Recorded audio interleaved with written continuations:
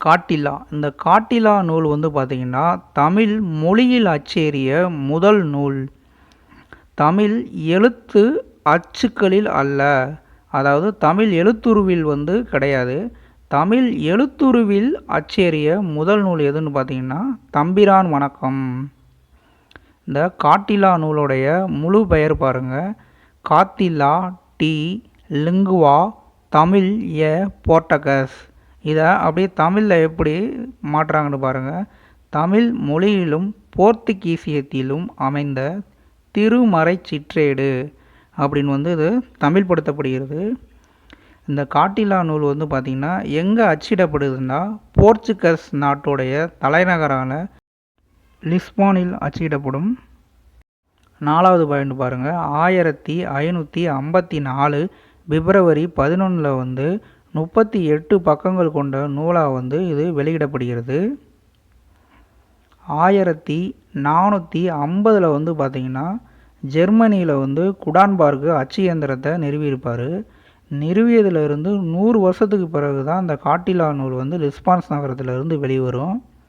5வது பாயிண்ட் பாருங்கள், இரு வண்ணங்களில் அமைஞ்சிருக்கும், கருப்பு சிவப்பு மாறி மாறி அச்சிடப்பட்டிருக்கும்.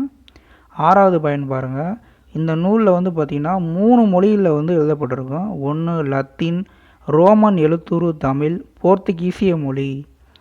தமிழ் எழுத்துக்களில் இல்லை, ரோமானிய எழுத்துருவில் வந்து அமைஞ்சிருக்கும். இது முக்கியமான ஒன்று. 7வது ஒன்று பாருங்கள், இந்த நூலை வந்து 3 பேர் வந்து அச்சிடுவதற்காக தூத்துக்குடியிலிருந்து, அதாவது முத்துக்குளித்துறை அப்படின்று அழைக்கப்படும் தூத்துக்குடியிலிருந்து 3 பேர் வந்து லிஸ்பான்ஸ் நகரத்துக்கு வந்து போயிருப்பாங்க. யாருன்னா ஆக்கியோர் வின்சென்ட் த நசரத், கார்கோ கார்வாலா, தோமாதா குருகு ஆகியோர் மட்டுமல்லாமல் தமிழ் அறிந்த பாதிரியார் ஜான் வில்லா கோண்டி ஆகியோரின் மேற்பார்வையில் வந்து இந்த நூல் வந்து அச்சிடப்பட்டு இருக்கும். 8வது பாயிண்ட் பாருங்கள், போர்ச்சுகல் மன்னரான 3வது சுவாம் ஆணையின்படி இந்த காட்டிலா நூலானது அச்சிடப்பட்டிருக்கும். எதற்காகனா இந்தியாவில் இறைப்பணியாற்றுவதற்கு. ஏன் இந்த இந்தியாவில் இறைப்பணியாற்றுவதற்கு தமிழ் மொழியை வந்து தேர்ந்தெடுத்திருப்பாங்கன்னா, இயேசுவினுடைய 12 சீடரான ஒருவர் புனித தோமஸ், இவர் வந்து பார்த்திங்கன்னா கிபி 52 வந்து இந்தியாவுக்கு வந்திருப்பார். இந்தியாவில் வந்து பார்த்திங்கன்னா கேரளா வழியாக வந்திருப்பார். கேரளாவில் பார்த்திங்கன்னா 7 சர்ச்சுகளை வந்து நிறுவியிருப்பார். பின்னாளில் வந்து சென்னையில் வந்து 3 சர்ச்சுகளை வந்து நிறுவியிருப்பார். இந்த 3 சர்ச்சுகளில் வந்து பார்த்திங்கன்னா சின்னமலை அப்படின்ற இடத்துல 13 வருடங்களும், பரங்கி மலையில் 7 வருடங்களும், சாந்தோம்லையும் வாழ்ந்திருப்பார். பரங்கி மலையில் வந்து இவர் வந்து கொலை செய்யப்பட்டிருப்பார். இவ்வாறு புனித தலங்களாக சென்னை வந்து பார்க்கப்படுகிறது. அதனால தான் இன்றைய காலகட்டங்களோட சென்னை வந்து ஒரு அபரிதமான வளர்ச்சியை வந்து பெற்றிருக்கும். அடுத்து 9வது பாயிண்ட் பாருங்கள், முதலில் தமிழ் மொழியில் அச்சேறிய நூல். ஆமாம், தமிழ் மொழியில் வந்து அச்சேறிய நூல் வந்து இந்த காட்டிலா தான். 10வது பாயிண்ட் பாருங்கள், இந்திய மொழிகளிலே மேலை நாட்டில் அச்சேறிய மொழி அது வந்து தமிழ் தான். 11வது பாயிண்ட் பாருங்கள், இந்த தனிநாயக அடிகள் வந்து பார்த்திங்கன்னா லிஸ்பான்ஸினுடைய பொலாம் நகரின் மாநிலவியல் அருங்காட்சியகத்துக்கு 1954 வந்து போய் பார்த்துருப்பார். அப்போ கூட வந்து தனிநாயக அடிகள்கிட்ட இருக்கக்கூடிய ஒரு பழமையான புத்தகத்தை கொடுத்து இந்த காட்டிலா நூலுடைய இரு பக்கத்தை வந்து புகைப்படம் எடுத்துகிட்டு வந்திருப்பார். 12வது பாயிண்ட் பாருங்கள், 6ஆம் உலக தமிழ் மாநாட்டுடைய மலர் நூலில் வந்து பார்த்திங்கன்னா இந்த காட்டிலா நூலை பற்றியான தகவல்லாம் கொடுக்கப்பட்டிருக்கும். 6வது உலக தமிழ் மாநாடு வந்து எங்கே நடைபெற்றுச்சுன்னா கோலாலம்பூரில் வந்து நடைபெற்றிருக்கும். 13வது பாயிண்ட் பாருங்கள், செக்சோஸ்லோவியாவின் தமிழ் அறிஞரான கமில் சுவேலபில் வந்து ஒரு ஸ்டேட்மெண்ட் வந்து சொல்லியிருப்பார். அதாவது இந்திய மொழியொன்றிலிருந்து மற்ற ஐரோப்பிய மொழிகளுக்கு எழுத்து மாற்றம் செய்யப்பட்ட முதல் நூல் இந்த காட்டிலா அப்படி என்பதையும் கூறியிருப்பார். இந்திய மொழிகளிலே முதலில் அச்சேறிய மொழி தமிழ். தமிழ் மொழியில் முதலில் அச்சேறிய நூல் காட்டிலா. தமிழ் எழுத்துருவில் அச்சான முதல் நூல் தம்பிரான் வணக்கம். இந்த தம்பிரான் வணக்கத்தை வந்து யார் அச்சிட்டிருப்பான்றா ஹேண்ட்ரிக் அடிகள் அல்லது ஹேண்ட்ரிக் பாதிரியார் என்பவர் வந்து அச்சிட்டிருப்பார். இவர் வந்து பார்த்திங்கன்னா தமிழ் அச்சின் முன்னோடி, தமிழ் அச்சின் தந்தை, தமிழ் அச்சுக்கலையின் தந்தை என்றெல்லாம் அழைக்கப்படுவார். இந்த ஹேண்ட்ரிக் அடிகள் யாருன்னு பார்த்தீங்கன்னா 1546 கோவா வந்திருப்பார். இவருடைய காலத்தில் வந்து புனித பிரான்சியர் வந்து அங்கே வந்து இறைப்பணியாற்றிக்கிருப்பார். அவருடைய தூண்டுதலின் பேரில் தான் இவர் வந்து தமிழ் கற்றுக்கிடுவார். தமிழ் கற்றுக்கிட்டு 1575 வரைக்கும் புனைக்காயலில் வந்து இறைப்பணியாற்றுவார். ஒரு சின்ன இடமாற்றம் காரணமாக கோவாவுக்கு வந்து வந்திருப்பார். அப்போ தான் இந்த தம்பிரான் வணக்கத்தை வந்து அச்சிட்டிருப்பார்.